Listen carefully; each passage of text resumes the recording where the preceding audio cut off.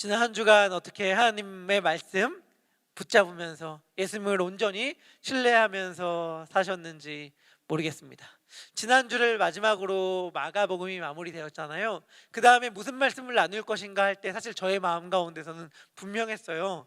이제는 좀 주제를 정하고 말씀을 나눴으면 좋겠다 라는 생각을 했고, 그 첫 번째 주제가 뭐였냐면 예배였습니다. 예배.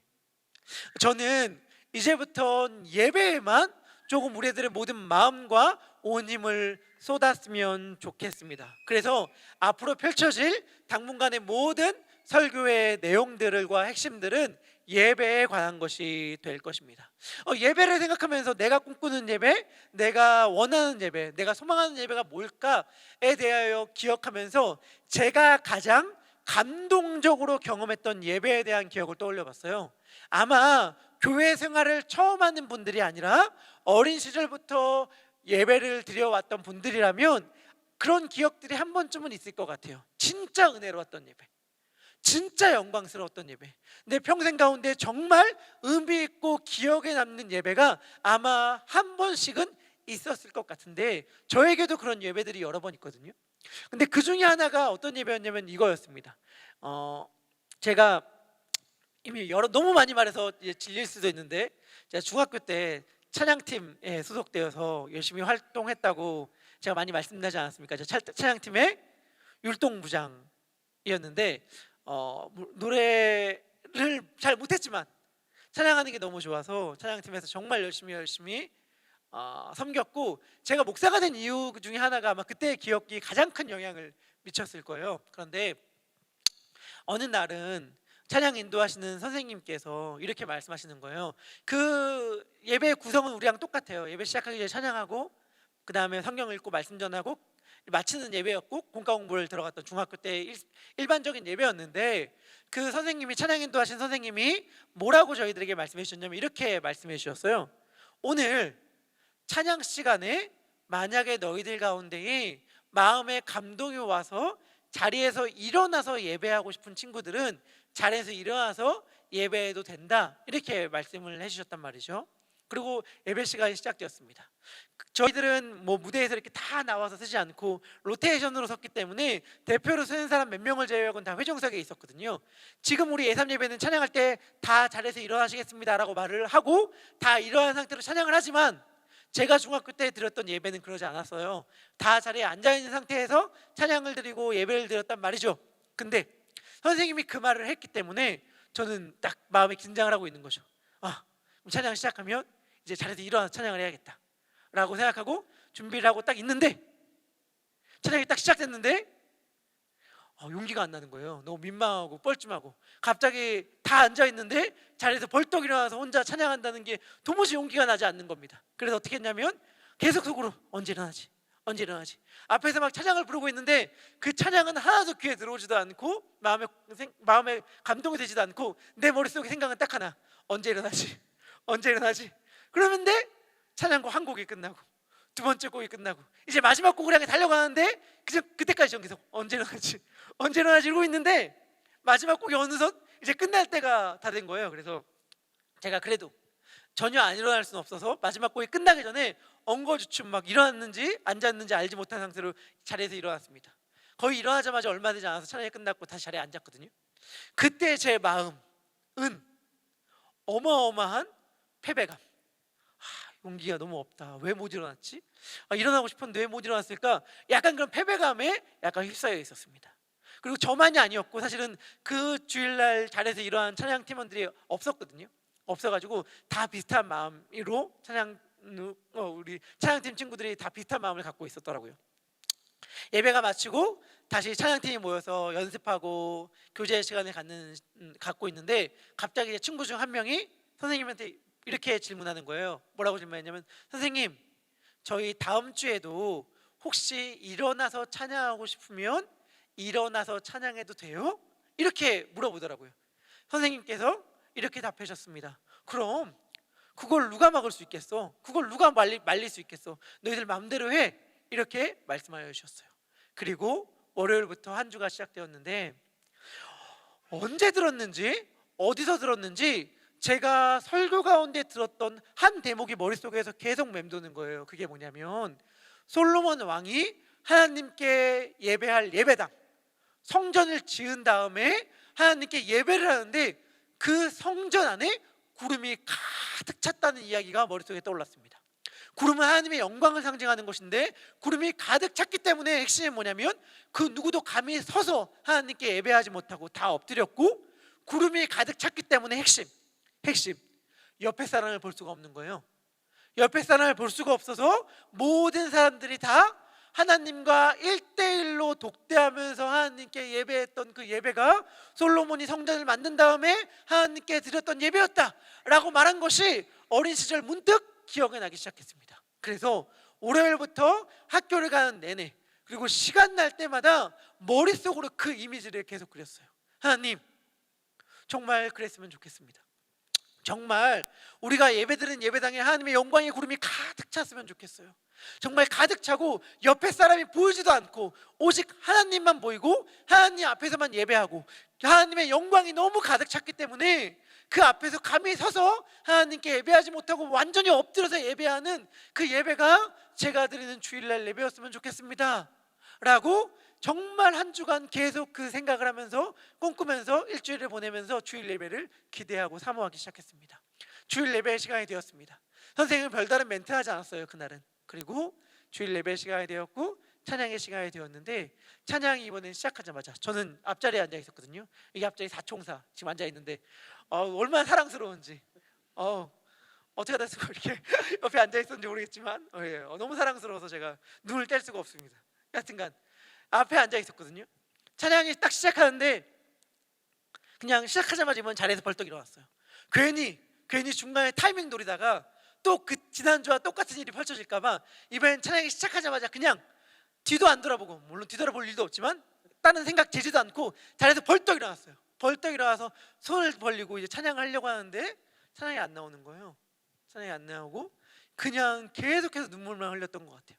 찬양 시간 내내 찬양은 안 나오고 눈물만 계속 흘리니까 눈을 감고 두 손을 들고 이렇게 찬양을 하고 있는데, 찬양의 시간을 보내고 있는데, 찬양의 시간이 마무리해지고 저는 그냥 그 하나님의 감사와 주님이 나를 만났다는 그 영광에 너무 감격하여서 그 시간에 그냥 그러고 그 시간을 보냈는데, 갑자기 앞에서 찬양을 인도하시는 그 선생님께서 이렇게 말씀하시는 거예요. 뭐라고 말씀하셨냐면, 오늘 우리 예배 시간 가운데에 자그마한 기적을 허락하신 하나님께 감사드립니다, 이렇게 말씀하시는 거예요. 이게 무슨 말인지 저는 앞에서 도무지 이해가 안 되고 선생님의 말이 의미가 뭐지? 궁금했어요. 갑자기 왜 저런 말씀하시지? 그래서 갑자기 저도 모르게 뒤를 돌아봤거든요. 뒤를 돌아보니까 정말 모든 학생들이 다 일어나서 손을 들고 찬양하고 있더라고요. 제가 말했지만 저희는 일어난다 이런 멘트를 하지 않고 한 번도 자리에서 일어나서 찬양을 드려본 적이 없는 저희 예배였거든요. 저는 그달 이후부터 모든 예배 가운데 제가 사모하는 그림이 바로 그 그림이 되었습니다. 예배드리는 공간 안에 여호와의 영광이 가득이만, 여호와의 영광이 구름처럼 임해서 옆에 사람이 보이지도 않고 오직 하나님과 나만 독대하여 하나님께 영광스러운 예배를 드리는 그 예배가 우리가 드리는 예배가 되었으면 좋겠다라는 생각을 늘 하게 되었습니다. 그것이 역대하에 나온 예배이거든요. 역대하 5장 14절의 말씀을 우리 함께 같이 읽도록 하겠습니다. 역대하 5장 14절의 말씀인데요, 같이 읽겠습니다. 아멘. 구름으로 말미암아 능히 서서 섬기지 못했다고 말해요. 근데 그 구름이 뭐예요? 하늘에 떠다니는 구름이 아니라 하나님의 영광을 상징하는 구름이었죠. 역대하 5장 13절은 이렇게 이야기합니다. 역대하 5장 13절의 말씀인데요, 우리 같이 읽겠습니다. 시작.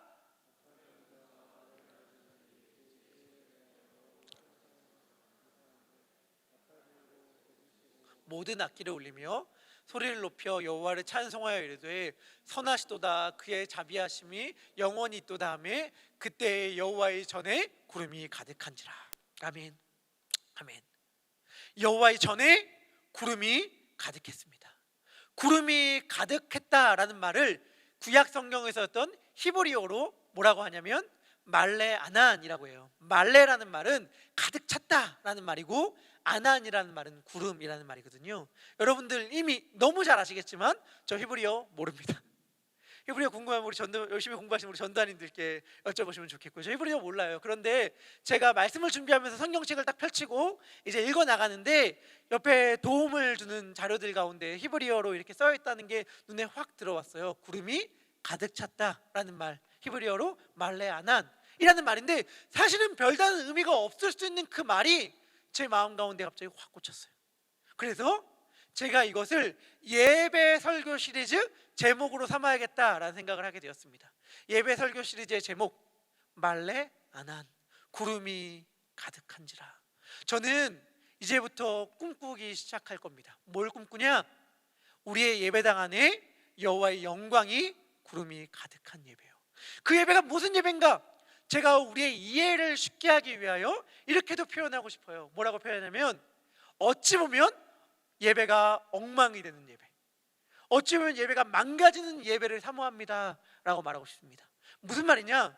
이게 반어법이나 역설적이냐라가 아니라 진짜로 문자 그대로 왜 제가 예배가 엉망이 되는 예배를 사모합니다 이렇게 말하냐면 이런 이유 때문이에요. 제가 아까 중학교 때 말씀드렸잖아요. 중학교 때 그런 일이 있었다고. 근데 저와 그 선생님이 정말 많이 이야기를 하면서 그 선생님이 자기에게 있었던 특별한 경험에 대해 말씀드린 적이 있어요. 자기에게 있었던 특별한 경험. 그게 뭐냐? 내가 찬양을 인도하면서 가장 특별했던 찬양의 시간, 가장 영광스러웠던 찬양의 시간은 언제였냐면, 건반 반주자가 연주를 하다가, 찬양 시간에 연주를 하다가 손을 번쩍 들었을 때다 라고 말을 하더라고요. 건반 반주자가 연주하다가 손을 번쩍 들면 어떻게 돼요? 찬송이 멈추잖아요. 찬송이 멈추잖아요. 그러니까 예배가 돌아간다는 운영의 측면으로 보면은 사실은 예배가 이제 좀 무너지기 시작하고 엉터리가 되기 시작하고 예배가 문제가 생기기 시작한 것인데, 찬양 인도자가 왜 손을 들었는가가 중요하겠죠. 왜 손을 들었을까? 하나님의 영광에 휩싸여 하나님께 완전히 압도되어서 찬양을 연주하다가 손을 번쩍 든 것이죠. 저는 그런 예배가 사모가 되는 거예요. 갑자기 미디어팀에서 자막을 넘기다가 예배의 감격스러워서 아무것도 하지 못한 채 그냥 그 시를 멈추는 것, 혹은 카메라를 잡은 분들이나 안내를 하는 분들이나 예배를 드리는 모든 사람들이 예배를 드리다가 갑자기 하나님께서 임한 그 놀라운 영광에 압도되어서 자기를 주체하지 못할 때 겉으로 보면은 굉장히 무질서해진 것처럼 느껴질지 모르는 현장이지만, 어쩌면 우리가 다 느낄 수 있는 건 뭐냐면 그게 가장 영광스러운 예배일 수 있는 거잖아요.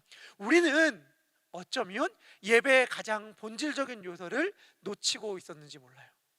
우리가 하나님 앞에 예배 드릴 때에 정말 하나님과 나만 남고 그 무엇도 간 곳이 없어지는 그 예배를 우리는 사모해야 되는데, 어느 순간 우리의 예배 가운데 너무나도 많은 것이 끼어들었어. 너무나도 많은 요소들이 나와 하나님의 사이를 가로막게 된 순간들이 너무 많이 있어요. 우리도 사실은 너무 많은 요소들을 신경 쓰잖아요. 염려하는 것도 많고 신경 쓰는 것도 많고 고민하는 것도 많고. 우리 이 예배에 대해 이제 설교할 때 제가 우리 예삼의 청년들에게 간절히 말하고 싶은 것, 그런 것들 다 내려놓읍시다. 담당 목사로서 얘기하는 건데 그런 것도 중요하지 않아요. 그런 것도 중요하지 않아요. 중요한 건 우리의 예배가 얼마나 잘 운영되는가, 얼마나 막힘없이 돌아가는가, 그런 게 중요한 게 아니에요. 우리의 예배는 공연이 아니잖아요. 콘서트가 아니잖아요. 거룩하신 하나님 앞에 우리가 서는 것이 우리의 예배 아니겠습니까? 그렇기 때문에 여러분, 이제부터 예배할 때 우리들의 마음을 하나님께 모았으면 좋겠습니다. 그리고 하나님과 나 사이에만 집중했으면 좋겠다라는 생각을 하게 되고, 그렇게 하기 위해서는 여러분들 정말 중요한 것 중 하나가 뭐냐면 예배를 사모해야 됩니다. 제가 어린 나이지만 왜 그런 경험을 할 수 있었는가를 생각해 본다면, 일주일 동안 정말 간절히 예배를 사모했거든요. 제가 오늘 어른 예배를 드릴 때에 분실물이 있었다는 얘기를 듣고 좀 분실물을 찾기 위해서 저는 1부 예배를 드리는데, 1부 예배 마친 다음에 이제 2부 예배와 사이 가운데 예배당에 왔어요. 예배당에 와서 이제 물건을 찾으려고 돌아다니는데 어떤 성도님들이 그냥 2부 예배를 일찍 오셔서 예배가 시작되기도 전인데 정말 자리에 앉아서 기도로 예배를 준비하는데, 뭐 기도로 예배를 준비할 수 있죠. 근데 정말 펑펑 울면서 예배당에 앉아서 기도하고 있는 거예요. 제가 느낀 건 뭐냐면, 여러분, 예배가 은혜롭다는 게 뭘까요? 아직 시작하지도 않았어. 예배가 아직 공식적으로는 시작하지도 않았어. 아직 예배가 찬양이 시작하지도 않았어. 사회자가 올라오지도 않았어. 근데 이미 그 앞에서 예배를 준비하면서 눈물 흘리면서 기도하고 있으면 예배가 어떻게 자기 마음 가운데 하나님을 찾아온, 하나님을 만나는 그 손길을 경험하지 않을 수 있겠어요? 무슨 말이냐? 오늘은 무슨 얘기 들려줄까? 오늘은 좀 내 마음을 감동할 만한 얘기 들을까? 오늘은 별로였어. 예배가 오늘은 좀 괜찮았어. 이런 식의 평가하려고 여러분들이 이 자리에 앉아 있는 건 아니에요. 이 자리에 앉아 있는 건 아니에요. 여러분들 정말 이 예배 시간 가운데 하나님 만나야 되잖아요. 정말 우리 이 시간 가운데 우리를 만지시고 치유하시는 하나님 아버지를 만나야 되잖아요. 그러려면 예배를 사모해야죠. 예배를 사모해야죠. 예배 시간 가운데, 찬양 시간 가운데, 기도 시간 가운데 이 예배를 사모하고 예배 가운데 우리를 만나 주실 하나님을 기대해야 되는 것 아니겠어요? 그렇다면 여러분 정말 단지 예배 드리는 일주일에 1시간 반, 2시간, 2시간만이 아니라 일주일 동안 우리 예배를 사모했으면 좋겠습니다. 예배를 고대하고 예배 시간 가운데 우리를 만날 하나님을 이 예배에 대한 설교를 하는 기간 가운데에, 아니 앞으로 평생이겠지만 최소한 명시적으로 의식하면서 예배에 대한 설교를 하는 이 시간 동안은 정말 우리 마음을 그렇게 먹고 우리 예배에 정말 집중했으면 좋겠고, 특별히 우리의 리더분들, 사역팀장분들, 셀 목자분들은 더 주의 말씀을 사모하면서 예배에 집중을 했으면 좋겠습니다. 솔로몬의 아빠이자 이스라엘의 두 번째 왕 다윗은 하나님의 집을 짓고 싶었습니다. 어느 날 다윗이 문득 그런 생각이 들었어요. 아니, 나는 이렇게 좋은 궁궐에 사는데, 이렇게 좋은 집에 사는데, 소위 말하면 올바인에 이렇게 좋은 집에서 나는 뭐 3베드 이런 이상 집에서 살고 있는데 하나님은 너무 초라하게 텐트에 계시는구나. 너무 마음이 안쓰럽다. 하나님을 위해서 내가 진짜로 멋진 집 하나를 지어줘야겠다 라는 생각이 다윗의 마음 가운데 찾아오기 시작했습니다. 그래서 다윗이 선지자 나단에게 자신의 생각을 이야기해요. 나단 선지자님, 제가 이런 생각을 갖게 되었습니다. 나만 좋은 집에 사는 게 너무 민망하고 죄송해서 하나님께 정말 좋은 집 한 채 지어드리고 싶어요 라고 말을 하니까 나단 선지자가 정말 좋은 생각이십니다. 왕이시오, 진짜 좋은 생각입니다.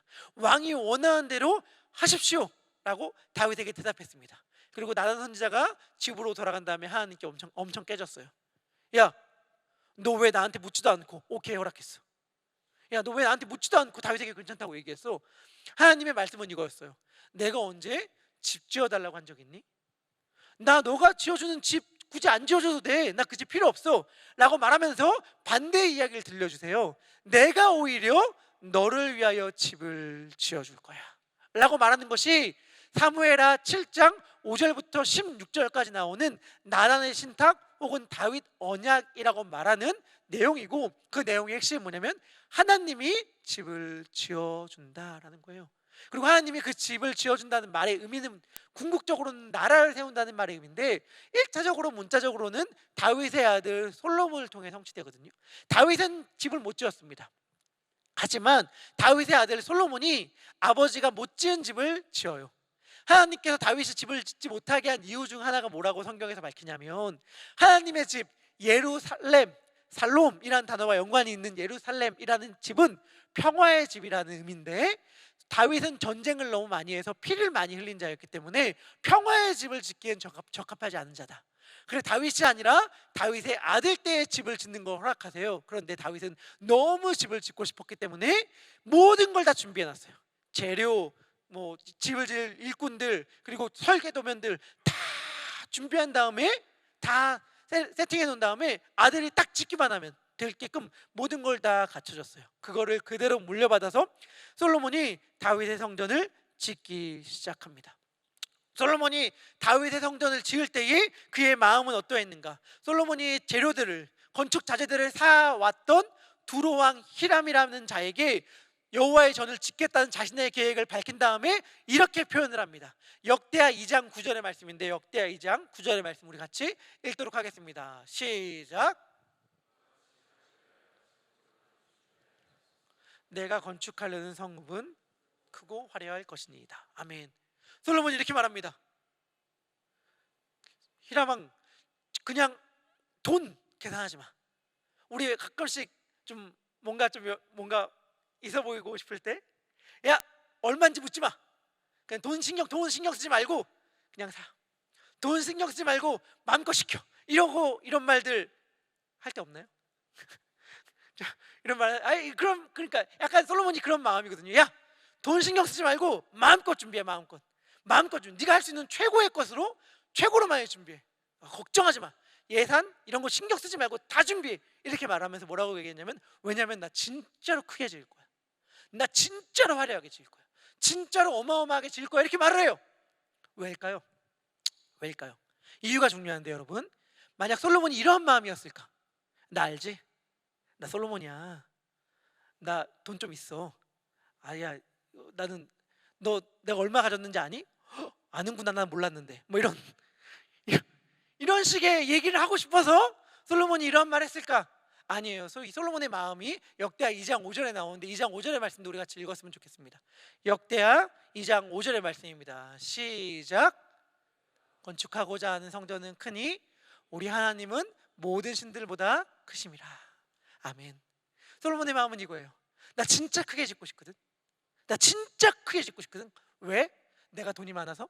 내가 대단한 왕이어서? 아니, 내가 믿는 하나님이, 내가 그 집에 거하기를 원하는 하나님이 크신 분이기 때문에 나는 정말 이 성전을 크게 짓고 싶어. 이렇게 이야기합니다. 여러분, 우리가 사랑한다고 말하면서 내가 가진 게 없는 게 아닌데, 막 진짜 힘들게 살지 않는데, 정말 어느 정도 평범하게 사는데, 사랑한다고 말하면서 연인에게 단 한 푼도 쓰지 않는 사람을 사랑하는 사람이라고 말할 수 있을까요? 내가 너무 사랑해 라고 말하는데 내가 그에게 시간을 조금도 안 내줘. 바쁜 줄 알았는데 알고 보니까 바쁘지 않아. 맨날 그냥 침대에서 누워서 유튜브, 넷플릭스 뭐 모든 걸 구독하면서 보면서 만나자고 말하면 안 만나죠. 이러면 이게 사랑한다고 우리가 보지 않잖아요. 사랑하면 없는 형편에도 뭐 어떻게든 아르바이트라도 뛰면서 맛있는 거라도 사주고 싶고, 사랑한다면 밤을 새더라도 시간을 쫓겨나면서도 내일 과제가 이만큼 있고 내일 시험이 있다 하더라도 그 사람을 만나러 가는 게 사랑하는 사람의 마음이잖아요. 여러분, 질문하고 싶은 거예요. 우리 하나님 사랑합니까? 우리 예수님 사랑합니까? 되게 바쁘잖아요, 여러분. 되게 바쁘잖아요. 되게 뭐 없잖아요. 쫓기잖아요. 그래서 우리는 하나님께 드리는 것들을 아까워할 때가 많죠. 아니, 하나님께 안 드릴 때가 많죠. 근데 신기한 건 뭐예요? 오면 이 예배당에서는 다 사랑하는 주님, 주님이라고 고백해. 주님은 나의 주인이라는 얘기인데, 세상에 주인과의 약속을 맨날 늦어. 주인의 말을 하나도 안 들어. 그러면서 주인이라고 말한다면 사실 그것을 어떻게 우리가 진정한 고백이라고 이야기할 수 있겠습니까? 우리가 사랑한다고 하면서 아까워하면 그건 사랑이 아니에요. 사랑한다고 하면서 우리가 희생하지 않는다면 그건 사랑이 아닙니다. 남아 도는 것, 내게 없어도 되는 것, 내게 불필요한 것을 주는 것은 사랑이 아니에요. 너무 당연한 거죠. 내게 불필요하고 남아도는 것을 주는 건 사랑이 아닌데, 우리는 하나님과 예수 그리스도와 사랑 관계를 맺는 방식이 굉장히 이럴 때가 많아요. 왜? 어떻게 할 수 있어요? 바쁘면 소홀해지니까. 바쁘면 소홀해진다는 말을 반대로 얘기하면 내가 시간이 많으니까, 남아도니까, 여유가 있으니까 하나님을 향해 나오고 섬겼다는 말이잖아요. 우리는 하나님을 어떻게 생각하는지 염두에 둘 필요가 있습니다. 솔로몬은 하나님께 아끼지 않았어요. 솔로몬이 7년간 여호와의 성전을 짓는데, 여호와의 성전을 어떻게 지었는지가 역대하 3장부터 5장까지 굉장히 자세히 나오거든요. 그 중에 솔로몬의 스케일을 알 수 있는, 솔로몬의 마음을 알 수 있는 구절 한 구절이 있는데, 그게 역대하 4장 18절입니다. 우리 역대하 4장 18절의 말씀 우리 같이 읽도록 하겠습니다. 시작. 그 노새 무게를 능히 측량할 수 없었더라. 아멘. 솔로몬은 진짜로 많이 만들었어요. 모든 기구들과 크기들을 정말 의리의리하게 만들었어요. 그런데 이 만들었을 때 솔로몬의 마음을 우리가 아는 게 중요한데, 만들었을 때 솔로몬의 마음, 하나님 우리 준비했습니다. 저 이 정도쯤 할 수 있습니다. 하나님, 이제 편하게 들어와서 지내시죠. 혹시 불필요한 불편한 거 있으면 얼마든지 말씀해 주세요. 조금 더 개의치 마시고 얼마든지 말씀해 주세요. 제가 다 준비해 놓겠습니다. 들어와 쉬시고 한번 감탄하시고 입 좀 벌리시고 경탄하시면 됩니다. 이제 쉬십시오 라는 마음으로 이 엄청나게 의리의리한 성전을 준비했을까? 아니에요. 솔로몬의 마음은 의리의리한 성전을 하나님께 드리면서 이러한 마음이었습니다. 역대하 2장 6절의 말씀인데 같이 읽습니다. 시작.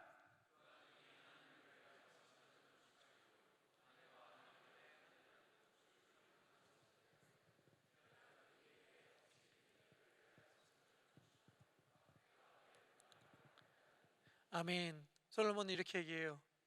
진짜 최고의 성전을 지은 다음에 하는 말, 하나님, 어떻게 제가 이 누추한 곳에 하나님이 와 계시다라고 말할 수 있겠어요?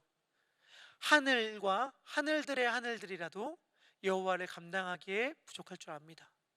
주님, 하지만 저는 단지 하나님 앞에 예배하고 싶을 뿐입니다.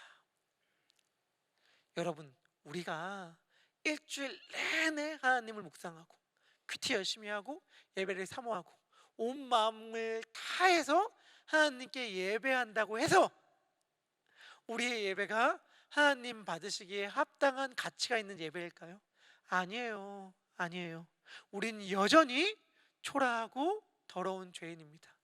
우리의 예배를 하나님께서 받으신다면, 우리의 예배가 만약 가치가 있다면 그것은 우리의 예배를 기쁘게 받아주시는 하나님의 사랑 때문이지 우리가 최선을 다했기 때문이 아닙니다. 솔로몬은 그 고백을 하나님께 드리는 거예요. 이 성전 하나님께 너무 초라하고 볼품없다는 거 압니다. 하지만 하나님, 저는 그냥 예배하고 싶어요. 여러분들, 이게 우리들의 마음이 되었으면 좋겠어요. 하나님, 제가 하나님 앞에 나올 자격이 없다는 거 알아요. 저 일주일 동안 얼마나 많이 넘어지고 쓰러지고 하나님이 싫어하는 근심 어린 짓 많이 했잖아요. 저는 지금도 마음이 좁고 지금도 예배 드리면서도 하나님께 온전히 집중을 하지 못하는 차예요. 제 예배를 제가 어마어마하게 하나님을 사랑하기 때문에 받아주세요. 제가 이렇게 예배 드리는데 어떻게 내 예배를 안 받으실 수 있으십니까? 라고 이야기하고 싶은 마음이 하나도 없습니다. 단지 하나님, 단지 예수님, 저는 주님께 예배하고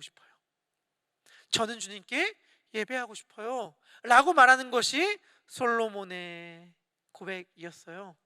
이 솔로몬이 이런 마음으로 성전을 지은 다음에 성전을 다 짓고 성전을 하나님께 드리는 봉헌식을 합니다. 그 봉헌의 기도가 역대하 6장의 기도예요. 제가 이런 말 잘 안 하잖아요. 이런 말 많이 하지만 사실은 이런 말 할 때마다 제 마음 가운데 확신이 있다는 걸 가끔씩 밝히는데, 집에 가서 읽어보십시오 라고 하면 안 읽을 거라는 확신 있다는 걸 제가 강하게 확신을 강하게 한다고 많이 표현하잖아요. 지금도 그렇지만 지금은 좀 더 강한 목소리로 꼭 읽었으면 좋겠다 라는 말씀을 하면서 역대하 6장의 말씀은 정말 그 구절구절이 너무너무 한 절 한 절이 버릴 수가 없어요. 역대하 6장은 성전을 다 지은 다음에 솔로몬이 하나님께 드리는 기도거든요. 여러분들, 기도가 안 나온다, 내가 기도가 안 나온다, 뭘 어떻게 기도해야 할지 모르겠다 라고 하면 역대하 6장을 그냥 읽으세요. 그게 우리들의 기도가 될 것입니다. 역대하 6장에서 솔로몬이 성전을 다 지은 다음에 하나님께 봉헌 기도를 하는데 그 1, 2절이 이렇습니다. 역대하 6장 1절과 2절의 말씀 우리 같이 읽도록 하겠습니다. 시작.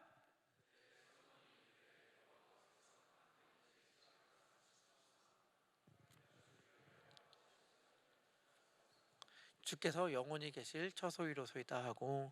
아멘. 그때 솔로몬이 이르되 여호와께서 캄캄한 데 계시겠다 하였사오나 이렇게 말하잖아요. 캄캄한 데 계시겠다는 말은 뭐냐면 모세가 십계명의 두 돌판을 받을 때 흑암 가운데 받았거든요. 그런데 지금 성전에 뭐가 있냐면 하나님의 임재를 상징하는 언약궤가 있고, 그 언약궤는 상자인데 그 언약궤의 상자 안에 모세가 캄캄한 중에 받았던 십계명의 두 돌판이 있었단 말이에요. 그러니까 하나님이 성전에 계시다고 한 상징물이 바로 십계명의 두 돌판이기 때문에 지금 솔로몬이 이렇게 고백하는 거예요. 그때 하나님 흑암 중에서 모세 만나주셨죠. 흑암 가운데 계시겠다고 말했지만 지금은 이제 이 십계명의 두 돌판이 있는 이 성전을 주님의 영원한 거처로 삼아 주십시오 라고 이야기합니다. 하지만 솔로몬이 이렇게 고백하는 거잖아요.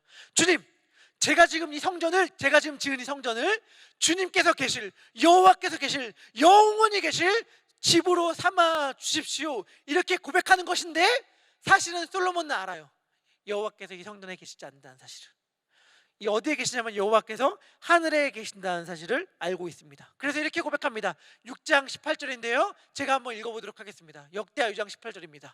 하나님이 참으로 사람과 함께 땅에 계시리까 보소서, 하늘과 하늘들의 하늘이라도 주를 용납하지 못하겠거늘 하물며 내가 건축한 이 성전이로소이까 라고 말하면서 하나님께서 어떻게 감히 사람과 함께 이 땅에 거하실 수 있겠습니까?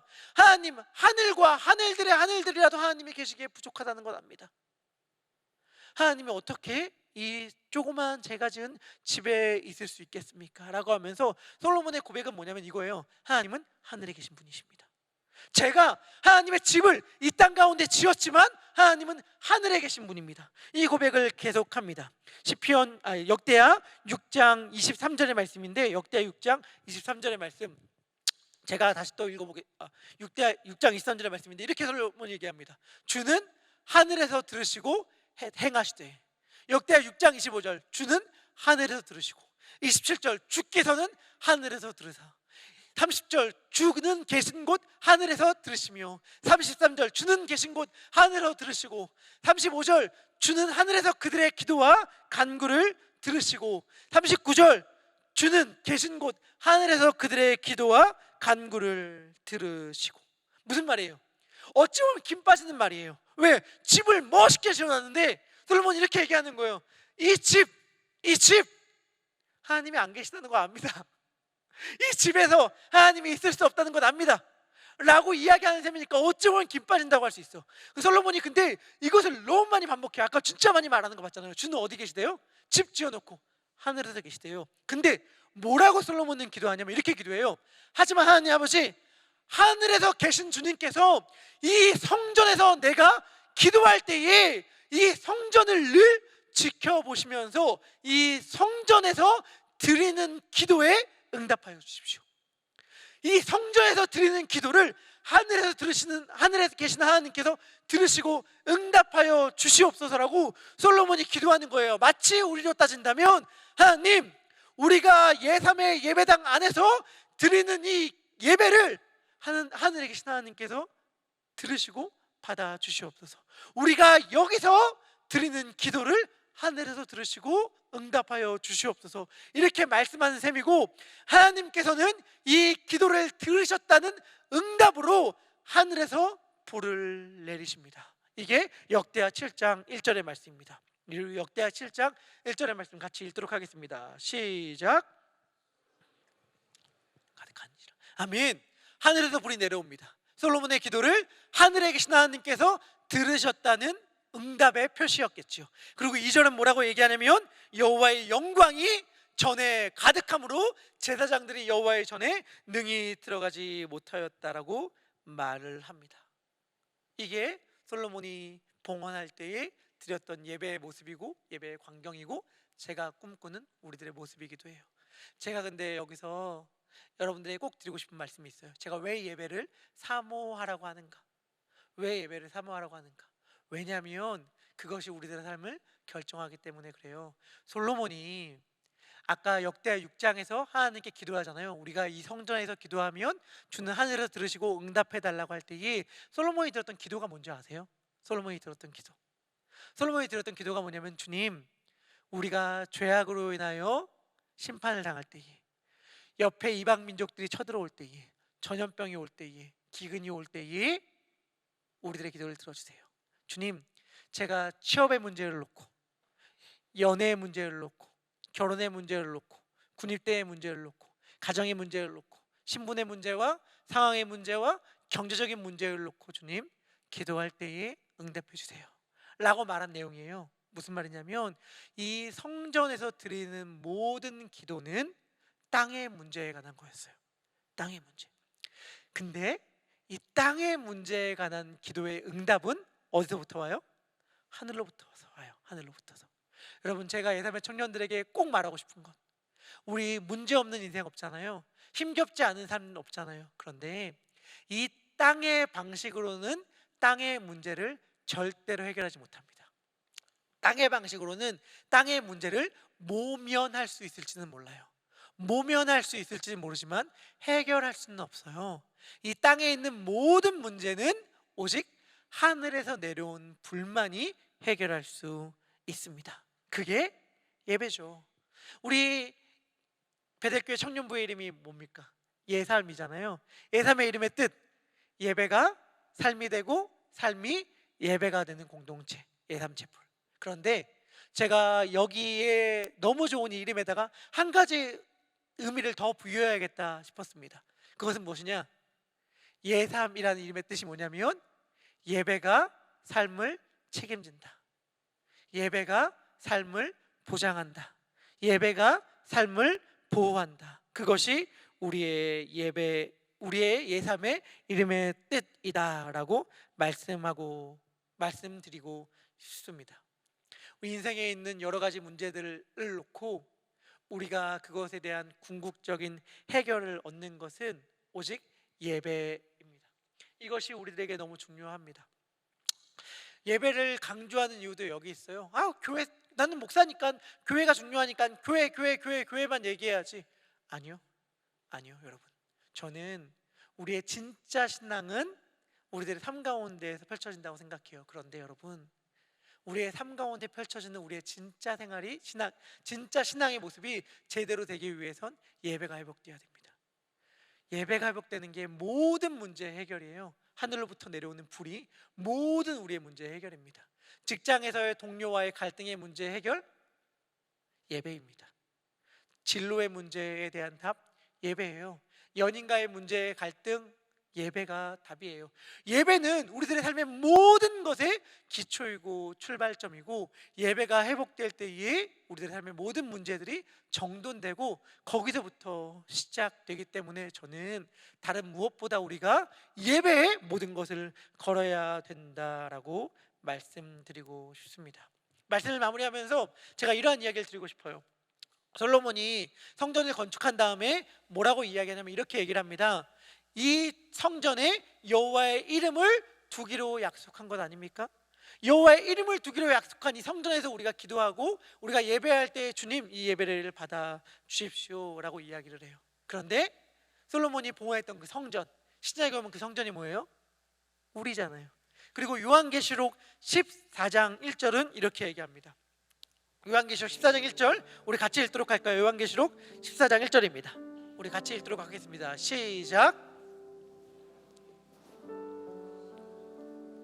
와 함께 14만 4천이 서 있는데 그들의 이마에는 어린 양의 이름과 그 아버지의 이름을 쓴 것이 있더라. 아멘. 여기 계신 모든 분들 이마에는 어린 양과 그 아버지의 이름이 써져 있어요. 다시 말하면 여러분들이 성전이고 하나님께 봉헌된 존재라는 거예요. 하나님은 우리들에게 분명하게 약속해 주셨어요. 내 이름을 둔 성전에서 너희가 기도하면 내가 하늘에서 듣고 응답하겠다. 이것이 솔로몬의 성전에 담겨져 있던 하나님의 약속이었어요. 우리가 이 예배 가운데 우리의 모든 문제를 놓고 하나님께 기도하고 간구한다면 주는 주가 계신 곳 하늘에서 들으시고 우리들 가운데 응답하여 주실 것입니다. 그 구름으로 가득 찬 하나님의 영광이 우리들 가운데 없는 게 문제지 돈이 없는 게 문제가 아니에요. 관계가 일그러진 게 문제가 아니에요.